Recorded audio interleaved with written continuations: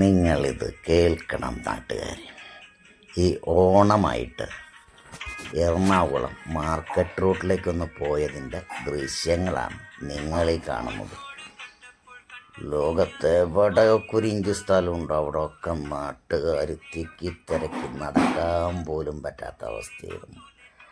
അങ്ങനെ ഇതിൻ്റെ ഉള്ളിൽ നിന്ന് എൻ്റെ ഭാര്യയെയും മക്കളെയും കണ്ടെത്തുക എന്നാണ് ആദ്യത്തെ ജോലി. അവരവിടെ എത്തിച്ചേർന്നിട്ടുണ്ടെന്നാണ് എന്നോട് പറഞ്ഞത്. ഈ കടയ്ക്കുള്ളിൽ ഉണ്ടാവുമെന്നാണ് പറഞ്ഞിട്ടുണ്ടായിരുന്നത്. എന്തായാലും ആ കടയ്ക്കുള്ളിലേക്കൊന്ന് പോയി നോക്കാം. എന്നോട് പല ആളുകളും ചോദിക്കുന്നുണ്ട്, നിങ്ങളെന്ത് വെറുപ്പിക്കലാണിത്, ഇത് എന്തിനാണ് ഇങ്ങനെ ഓരോന്ന് കാണിക്കുന്നത് എന്ന് ചോദിക്കാറുണ്ട്. അവരോട് എനിക്ക് ഒരൊറ്റ ഉത്തരമേ പറയാനുള്ളൂ.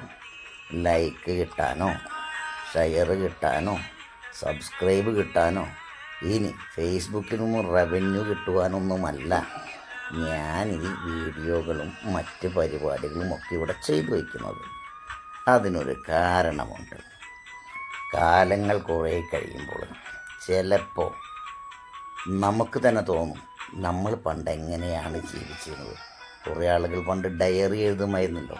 ഈ ഡയറി എഴുതുന്നതിന് പകരം ഞാൻ ചെയ്യുന്ന ഒരു പരിപാടിയാണ് എൻ്റെ ജീവിതം ഇങ്ങനെ പകർത്തി വയ്ക്കുക.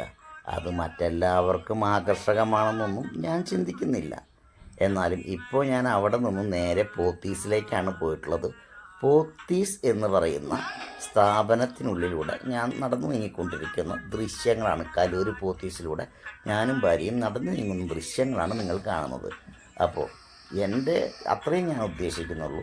എൻ്റെ ജീവിതം എന്നെങ്കിലും ഒരു കാലത്ത് വയസ്സനായിരിക്കുമ്പോൾ തിരിഞ്ഞു നോക്കും ഇതൊക്കെ ഞാൻ ചെയ്തിട്ടുണ്ട് എന്ന് എന്നെ ബോധ്യപ്പെടുത്താനും പറ്റുമെങ്കിൽ എൻ്റെ മക്കൾക്കും അവരുടെ കൊച്ചുമക്കളെ കാണിച്ചു കൊടുക്കാൻ, അതേ നിൻ്റെ അപ്പൂപ്പൻ ഇങ്ങനെയാണ് എന്ന് കാണിച്ചു കൊടുക്കുന്നതിൻ്റെ ഭാഗത്ത് ഒരു ഡയറി എഴുത്തിന് പകരമായിട്ടാണ് ഞാൻ ഇത്തരത്തിലുള്ള പ്രോഗ്രാമുകളൊക്കെ പരമാവധി ചെയ്യുന്നത്. അതിൽ വെറുപ്പിക്കലുണ്ടെന്ന് നിങ്ങളെക്കാൾ നന്നായിട്ട് എനിക്കറിയാം. എങ്കിലും അത് ചെയ്യാതിരിക്കാൻ എനിക്ക് കഴിയുന്നില്ല എന്നതാണ് സത്യം. എല്ലാ ഓണത്തിനും ഓരോ പോസ്റ്റുകളുമായി ഞാൻ വരുന്നുണ്ട്. അതെൻ്റെ ബോധ്യങ്ങൾ ഞാൻ പറയുന്നു എന്ന് മാത്രമേ ഉള്ളൂ.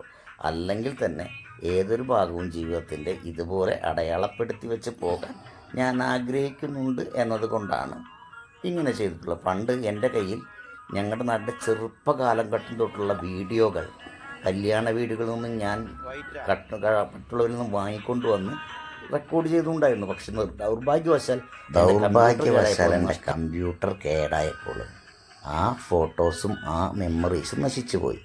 അതിനൊരിക്കലും നശിക്കാതിരിക്കാൻ വേണ്ടിയാണ് ഞാൻ ഇത്തരം ഒരു വീഡിയോ ഒക്കെ ഉണ്ടാക്കി FBയിലും യൂട്യൂബിലും ഇൻസ്റ്റാഗ്രാമിലും ഒക്കെ അപ്ലോഡ് ചെയ്ത് വയ്ക്കുന്നത്.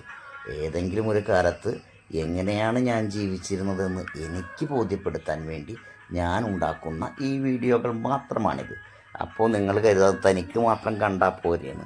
ശരിയാണ്, എനിക്ക് മാത്രം കാണുവാൻ വേണ്ടി നൂറുകണക്കിന് വീഡിയോകൾ ഞാൻ ഈ FBയിൽ അപ്ലോഡ് ചെയ്ത് വെച്ചിട്ടുണ്ട്.